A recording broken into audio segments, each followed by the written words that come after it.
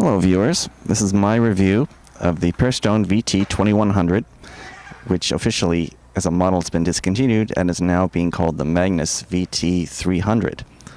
I'll explain some of the things I like about it, as well as some of the things that I don't, and why in the end I really can't recommend this tripod for anyone. First I'll explain some of the things that I like about it. It has aluminum legs and plastic flip-lock plastic locks. Not surprising. The locks go in pretty smoothly, and it's pretty stable and secure as this is. It also has a good height, and you can raise it up even further with a crank, although you will limit your stability if you do that.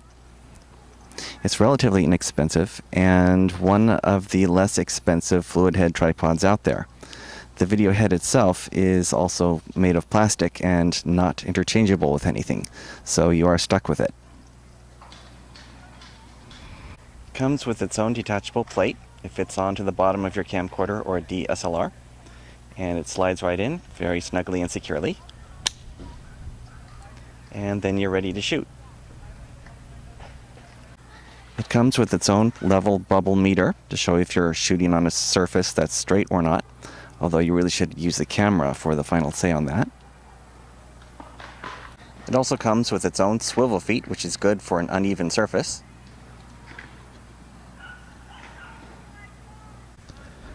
These then are some of the good points. Regarding performance though, when you look online you'll find a large number of sky-high reviews for this thing, but it really begs the question of how many of these people have compared it with something else.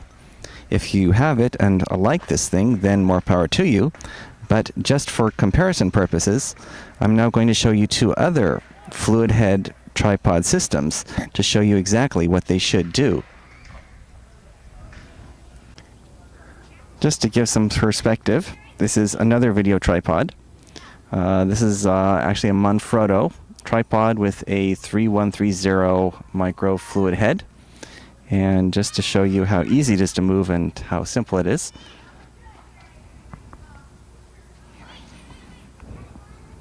It's smooth as glass. You can move it up and down. There's no problems. Both these things together cost me just under $200. But before someone starts pounding their keyboard into the ground saying that you can't compare this tripod with something that costs more than double, there is a lot of truth in that. But this is to show you what it should do.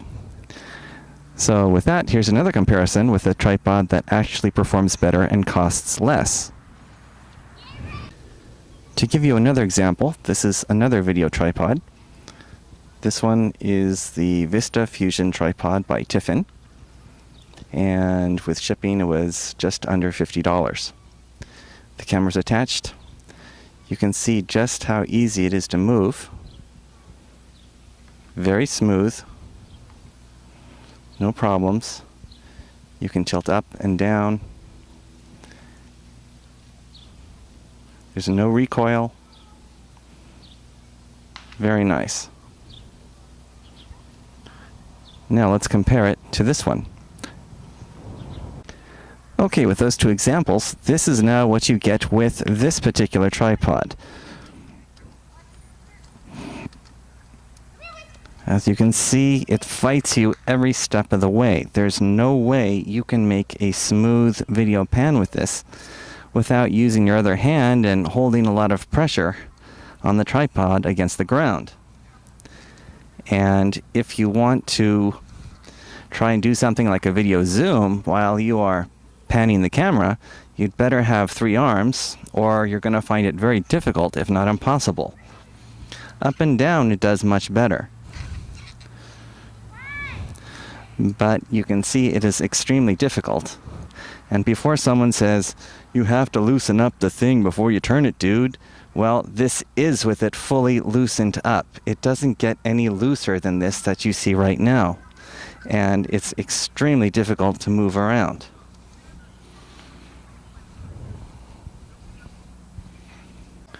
One of the worst problems, though, with this type of video head is that there is some sort of play or looseness in it.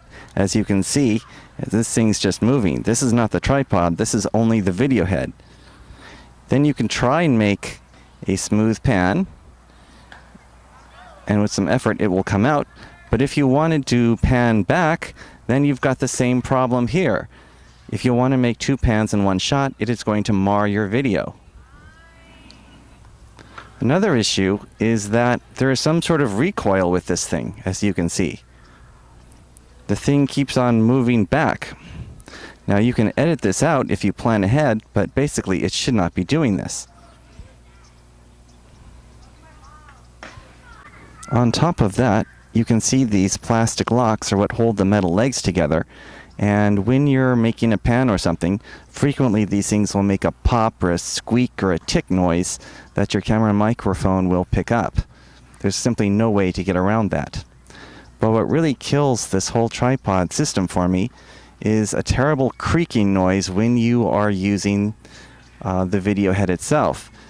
It only happens some of the time, but for a tripod that only works some of the time, it's simply not good enough. And if you want a demonstration of that, you are now going to get that here.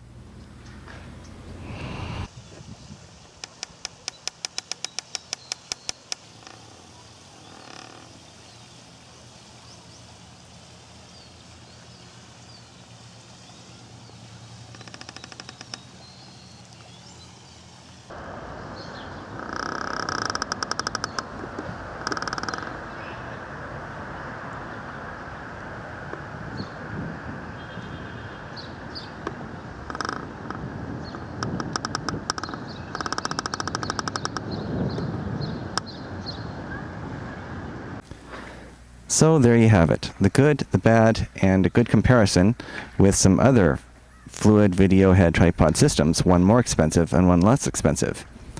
I hope this helps you out if you are thinking on buying a fluid head system like this.